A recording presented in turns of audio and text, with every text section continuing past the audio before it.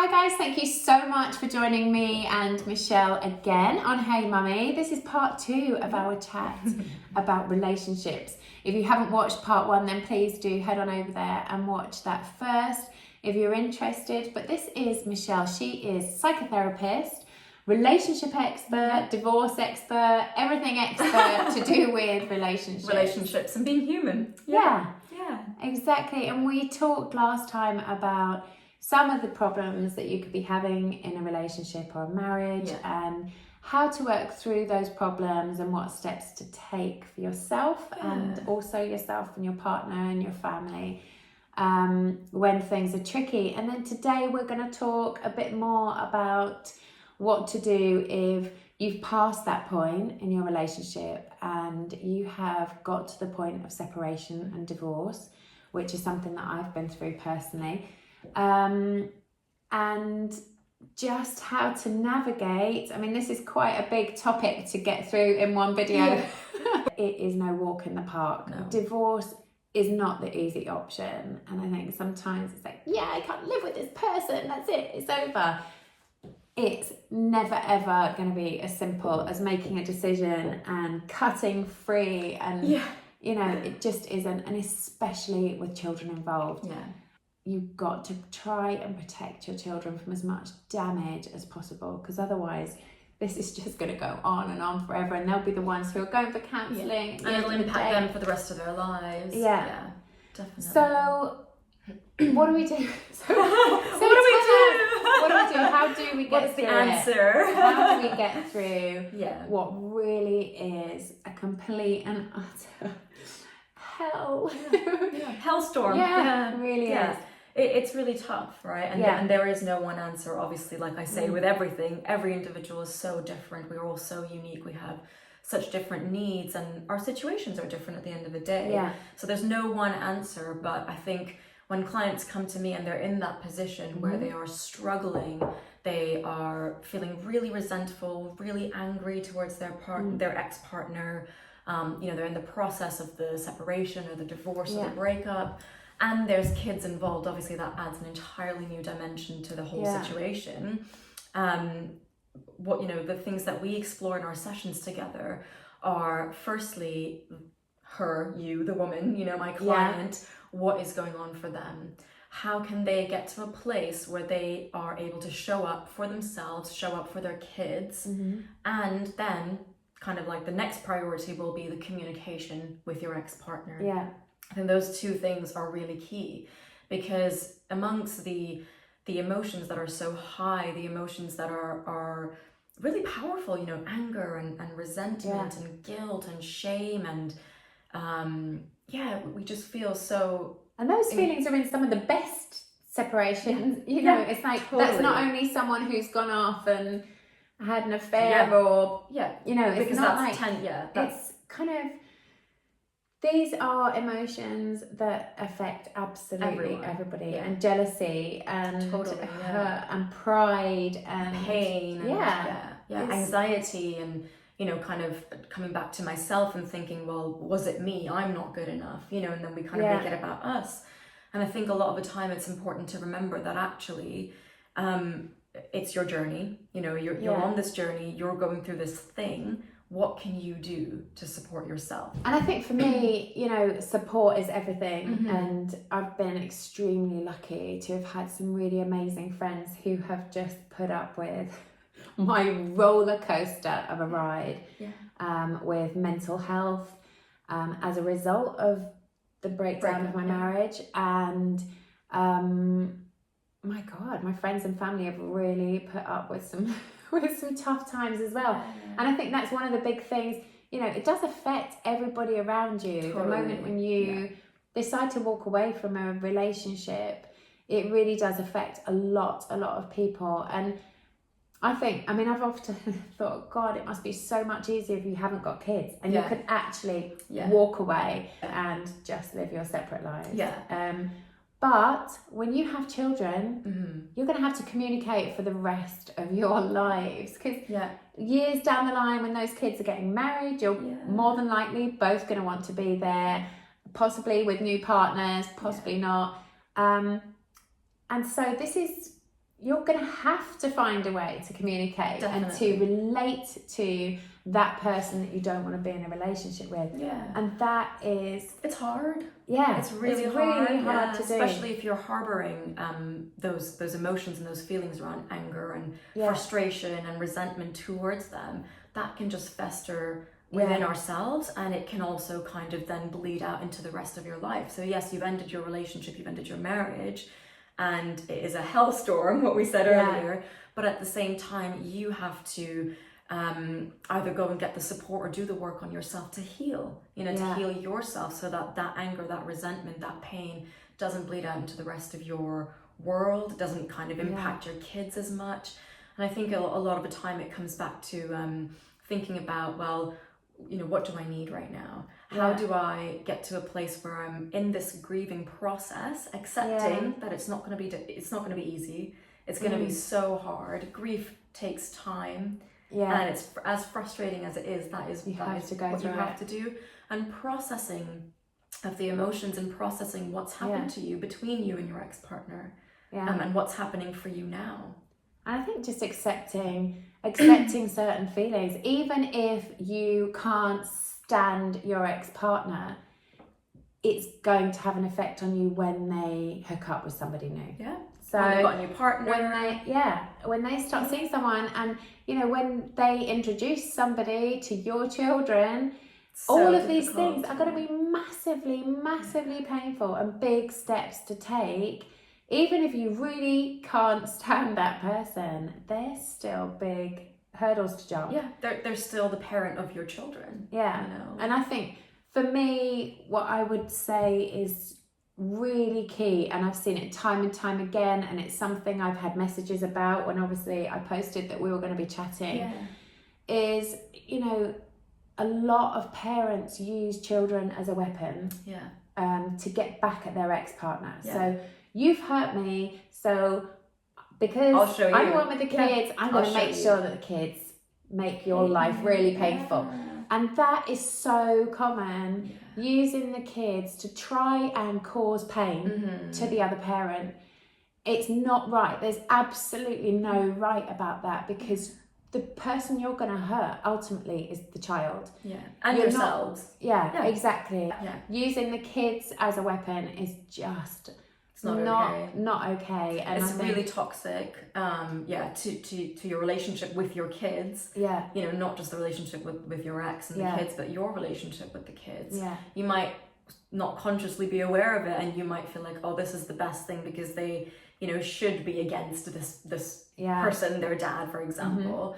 But actually, at the end of the day, you're almost like abandoning your kids in that, aren't you? You're not allowing them to cultivate a relationship with your ex. And a lot of people really struggle with this, especially if something like an affair has happened. Yeah. A lot of people have so much anger and so much frustration. Not just that, but underneath that, I find a lot of people have shame and guilt and kind of anger and upset towards themselves that they're not consciously aware of, that needs processing, that needs to be worked on. Yeah.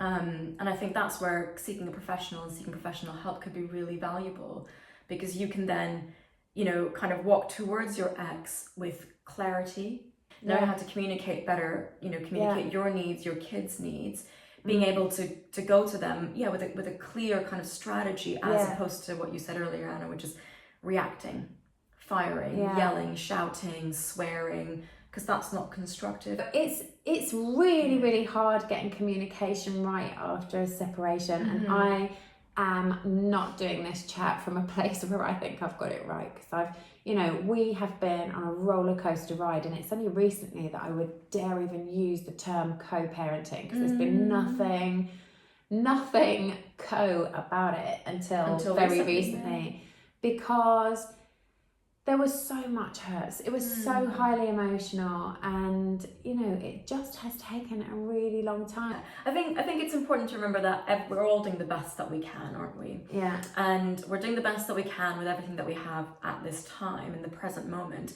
But the bottom line is, the kids just absorb everything. Yeah. They're sponges. They absorb everything, and I think at the end of the day, if you're able to come from a place of I've done some processing, I've done some healing. I figured out what I want out of this separation, how I want to communicate, how will it best serve my family that is now, two different families.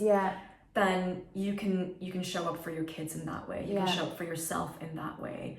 And that way it's not as messy as it will be if you go guns blazing, anger, resentment, fighting, bickering.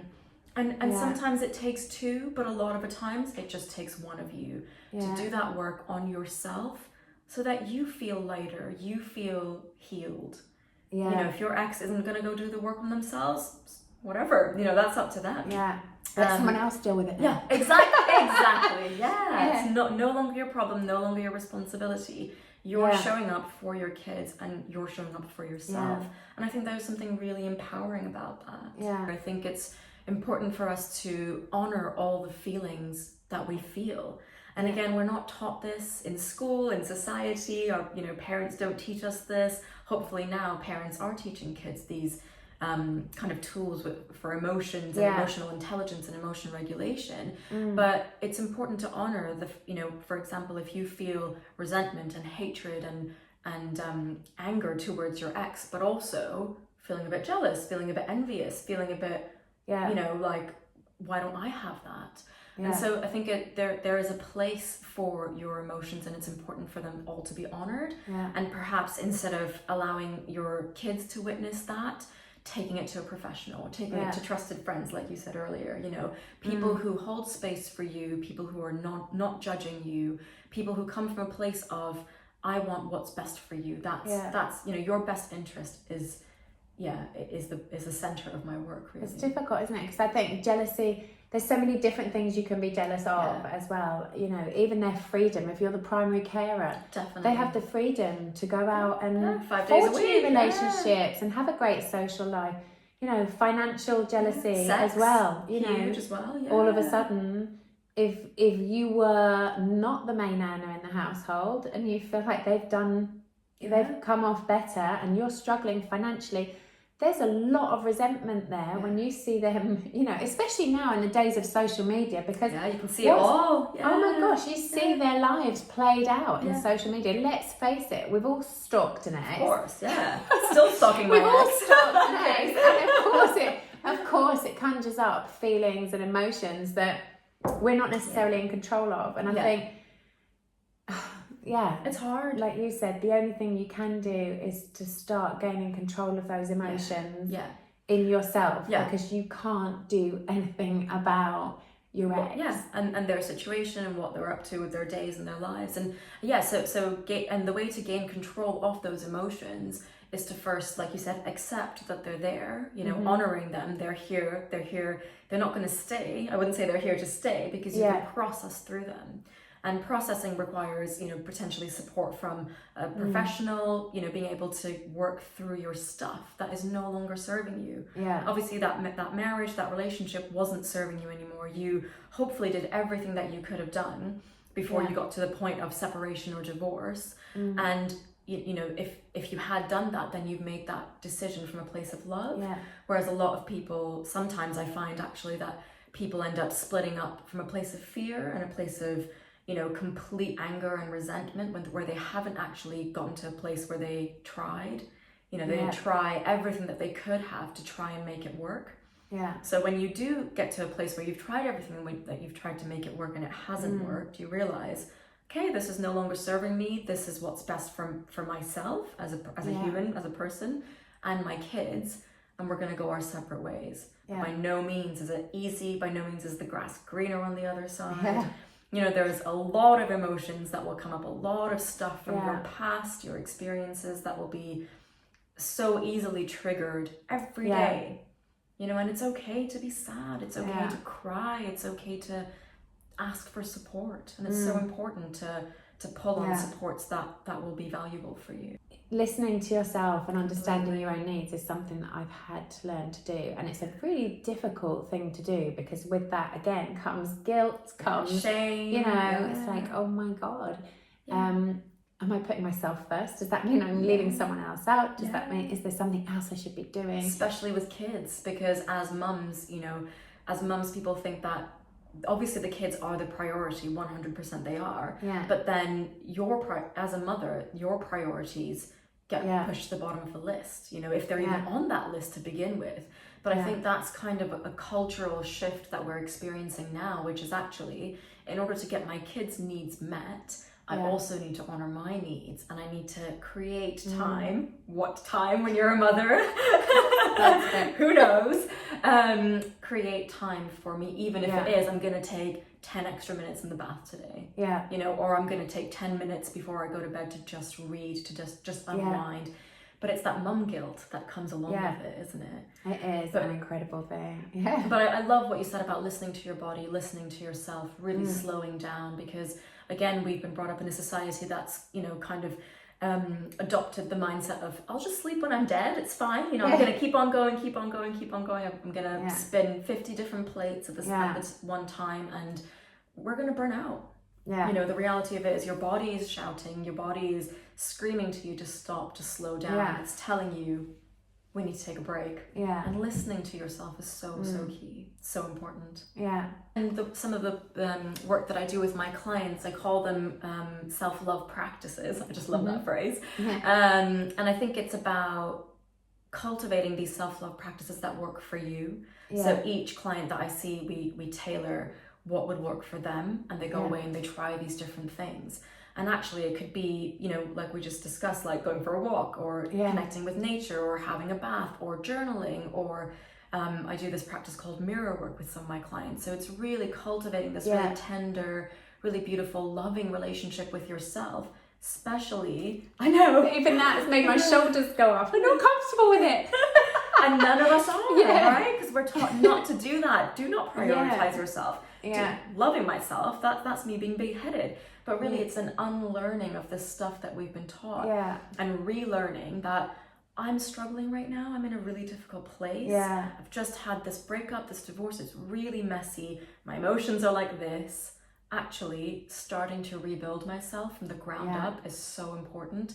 Starting to cultivate that loving relationship with myself is a priority. It has to be a priority, because then you model that to your kids. You model it to your kids, you teach it to your kids, and then there's a new pattern that gets ingrained into them, and we get to break that chain of and what's therein self-love. lies the communication issue. You know, if you are working on yourself, your children can see that. And I'm a firm believer of it's okay to break down in front of your kids. Totally. My kids have seen it quite a few times. And I'm all about being honest about emotions with my children and sharing stuff with them. I'll talk about hurt and pain and emotions and mental health. That's beautiful. Very openly with them. But they also need to see that I'm doing something about it. So not only am I recognising when I'm struggling and when things are tough, but I am going to work on it. And they've also had that example with my ex, because by no means have we got things right. Our communication has been shocking. And I think we've just reached a slightly better place with our communication recently. Great. And, you know, and the kids are noticing it. I'm seeing them noticing it. I'm seeing them appreciate it. And what feels quite amazing now is that actually after marriage, we are showing our children how to communicate better, which is something we didn't manage to do when we were still together. So, and I can only hope, that's this week, I can only hope that this is the start of much better communication for the children's sake. And I really do believe it's key. It's a long process, and it doesn't happen overnight. And I really think that seeing somebody like Michelle going for different types of therapy for, like you said, for self-healing and self-love, whether that is exercise, just going for a walk can do wonders.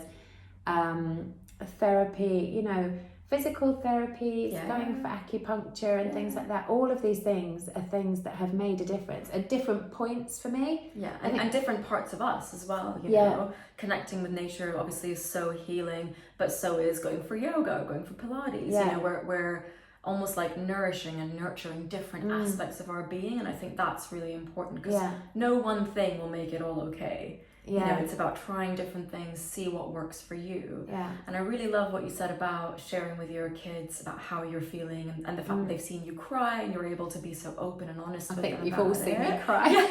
And I love that. Video. Yeah, I love that about your videos because I feel like they're so honest. But I think the key thing is that you are able to be vulnerable. And I think that is something that, growing up in our society again, we're taught not to be vulnerable. We're taught to just get on with it. You know, other people have it worse than you do. Why are you crying? Why are you anxious? Why are you depressed? What have you got to worry about? Exactly, yeah. But again, we circle back to this idea of, I'm a human being and my experiences are valid. All my emotions need to be honored. And actually being able to model that to your kids, being able to be vulnerable. You know, look, I'm human. It's okay to cry. You know, we have all these notions around men shouldn't cry, you know, boys shouldn't cry, all this kind of thing. And I completely disagree. And I think if they're able to see you be vulnerable, be open, be honest with them, then they will pick that up and they'll be able to take that into their lives. Yeah. Which is beautiful. And actually supporting their mental health, because having a teenager... a 13-year-old, you know, I'm hoping that with him seeing all of those things in me, that he will be able to be open and hopefully not suppress feelings, because teenagers are very difficult. So be a role model to your kids through everything, guys, as tough as it is. But that is brilliant. I found that really helpful, same as I did the last chat. Thank you so much. And once again, guys, if you've got questions for Michelle that you want to ask, then get in touch. Get in touch Find on us social media. Absolutely. And if there are other things that you want us to get together and have a chat about, then please do send us a direct message on that. Really hope this has been helpful. We'd love to hear from you. Thank you so much for watching. Make sure you're subscribed and following us on social media for more goodness. Yes, more nuggets of wisdom.